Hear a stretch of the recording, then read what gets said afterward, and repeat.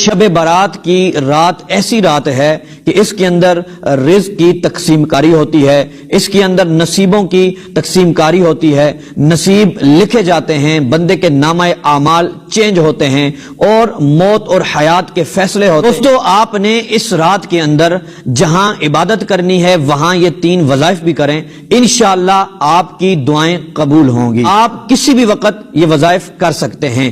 آپ نے سب سے پہلے درود پاک پڑھنا ہے 11 مرتبہ، اس کے بعد آپ نے ایک تسبیح استغفار کی کرنی ہے، استغفر اللہ استغفر اللہ۔ اس کے بعد 100 مرتبہ آپ نے آیت کریمہ پڑھنی ہے، لا الہ الا انت سبحانک انی کنت من الظالمین۔ اس کے بعد آپ نے 100 مرتبہ لا حول ولا قوت الا باللہ۔ یہ 3 تسبیحات پڑھنے کے بعد پھر آپ نے 11 مرتبہ درود پاک پڑھنا ہے۔ اس کے بعد آپ نے دعا مانگنی ہے، جس حاجت کے لیے، جس مقصد کے لیے ان تسبیحات کے بعد دعا مانگیں گے، انشاءاللہ اس مقصد میں آپ کامیاب ہوں گے، وہ حاجت آپ کی پوری ہوگی۔ آپ کی تمام دعائیں اس رات کی برکت سے اور ان وظائف کی برکت سے انشاءاللہ قبول ہو جائیں گی۔